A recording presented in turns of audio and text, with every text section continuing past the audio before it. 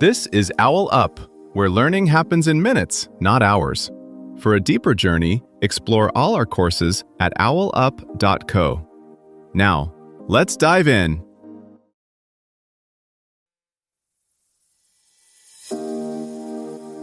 Welcome to Chapter 1 of our series, Simulating Space Environments in Your Lab. In this episode, titled Basics of Vacuum Chambers and Temperature Control, we'll explore how vacuum chambers function and why they're essential for creating realistic space simulations. So, let's dive in. In a room on Earth, engineers chill metal walls to far below freezing and blast hardware with artificial sunshine at the same time. The paradox: they're trying to create nothing. No air, wild temperature swings, and nowhere for flaws to hide. Why go to such extremes? Inside those metal walls, space isn't just empty, it's a carefully scripted performance. Engineers tune pressure and temperature like separate sliders on a control panel, then force spacecraft hardware to survive combinations it will never meet in a cozy lab. One moment, deep cold that makes metals contract and seals stiffen. Next moment, intense heating that pushes electronics toward their limits. Every gasket, solder joint, and cable route becomes a potential failure point when there's no air to carry heat away or cushion rapid swings. Teams watch how components expand, warp, and shed heat, looking for tiny mismatches that could grow catastrophic after thousands of orbits. It's less like a simple pass-fail test and more like a stress interview for machines, probing how they behave when vacuum and temperature team up in the harshest ways. Operators don't just turn it on and wait. They choreograph pump-down curves, thermal ramps, and holds with the precision of a mission timeline. First, roughing pumps pull most of the air. Then high vacuum pumps quietly take over, chasing the last stubborn molecules. Meanwhile, thermal engineers script profiles. Slow soaks to stabilize structures, fast swings to expose hidden stresses. Sensors everywhere, thermocouples, pressure gauges, contamination monitors, feed data into consoles where teams watch for tiny drifts that hint at leaks, outgassing, or weak thermal paths long before launch. In practice, the vacuum part and the temperature part of a TVAC test are built on completely different pieces of hardware that have to cooperate without fighting each other. To pull pressure down, you start with mechanical roughing pumps, then hand off to turbomolecular or cryo pumps that specialize in grabbing the last thin smear of gas. But those same cold surfaces that trap stray molecules can also become unwanted refrigerators, stealing heat from your test article if you don't isolate them properly. So designers spend a lot of effort on shields, gaps, and low conductivity mounts that let pumps do their job without secretly rewriting the thermal script. On the thermal side, you'll usually see three characters: a cryogenic shroud, localized heaters, and sometimes a solar simulator. The shroud is a large cold shell that sets the background temperature. Inside it, heated plates, tapes, or embedded circuits shape local hotspots.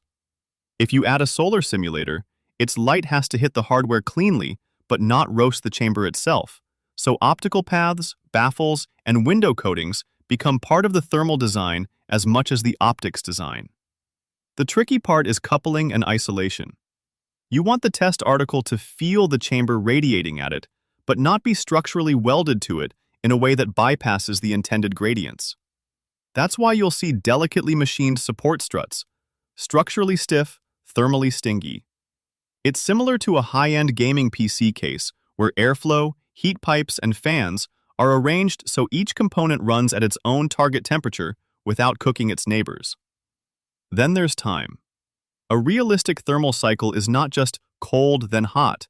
Ramps, dwell periods, and the exact sequence matter, especially for electronics and materials that respond differently to slow soaks versus rapid swings. Teams tune these profiles so that the number of cycles, the rate of change, and the peak values all line up with mission life, sometimes compressing years of wear into a few frantic days. Your challenge this week: pick any everyday device you own, phone, drone, camera, and sketch, on paper is fine, how you would support it, heat it, and cool it inside a miniature vacuum chamber so that its sensors and processor experience a believable orbit, while your chamber walls, pumps, and windows stay within safe limits. A good way to think about TVAC design is to borrow ideas from fields that already juggle competing constraints. High-end camera makers, for example, obsess over keeping sensors at a stable temperature while the exterior body bakes in sunlight or chills in alpine air. They use internal heat spreaders, thermal pads, and carefully placed vents. In a chamber, you're doing something similar, but without air to help. You might route heat through dedicated thermal buses to a controlled plate, while surrounding plastics and optics are shielded so they don't overcool or overheat. Big telescopes offer another clue. Their mirrors sit on support cells that hold them rigid without over-constraining them. Tiny actuators trim their shape without fighting gravity. Translate that to vacuum testing, and you get low-conductivity mounts that are stiff enough for alignment, but soft thermally, so the test article can follow your programmed temperature script instead of the chamber's convenience.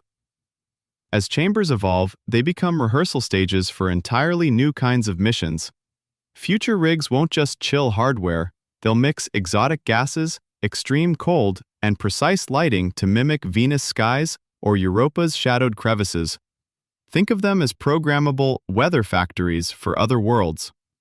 That opens doors for swarms of tiny probes, on-orbit factories, and repair robots to be debugged on Earth long before they risk a one-shot debut millions of kilometers away.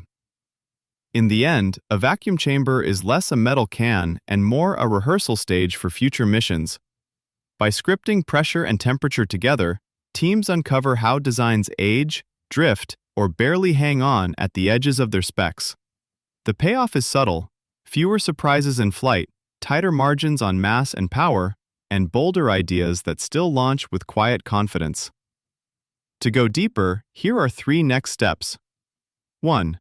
Download the free Vacuum Technology Primer from Kurt J. Lesker's website and walk through their sections on pump types and leak testing while comparing them directly to the chamber setup described in the episode. 2.